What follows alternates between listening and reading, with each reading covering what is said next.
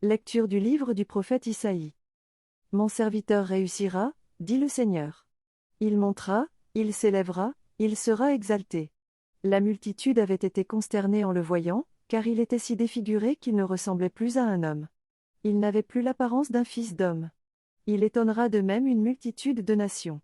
Devant lui les rois resteront bouche bée, car ils verront ce que, jamais, on ne leur avait dit, ils découvriront ce dont ils n'avaient jamais entendu parler. Qui aurait cru ce que nous avons entendu? Le bras puissant du Seigneur, à qui s'est-il révélé? Devant lui, le serviteur a poussé comme une plante chétive, une racine dans une terre aride. Il était sans apparence ni beauté qui attire nos regards, son aspect n'avait rien pour nous plaire. Méprisé, abandonné des hommes, homme de douleur, familier de la souffrance, il était pareil à celui devant qui on se voile la face. Et nous l'avons méprisé, compté pour rien. En fait, c'étaient nos souffrances qu'il portait, nos douleurs dont il était chargé.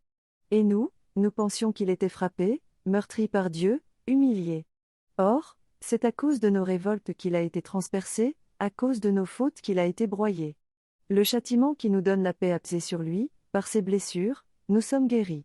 Nous étions tous errants comme des brebis, chacun suivait son propre chemin.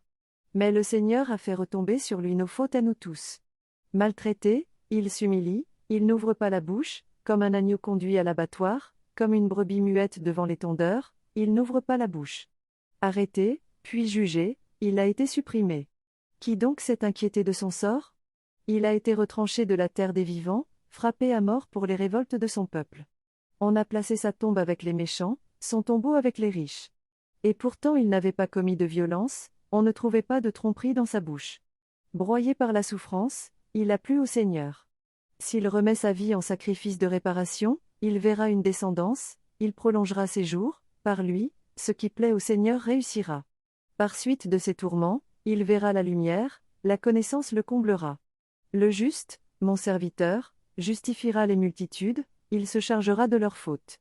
C'est pourquoi, parmi les grands, je lui donnerai sa part, avec les puissants il partagera le butin, car il s'est dépouillé lui-même jusqu'à la mort, et il a été compté avec les pécheurs, alors qu'il portait le péché des multitudes et qu'il intercédait pour les pécheurs. Parole du Seigneur.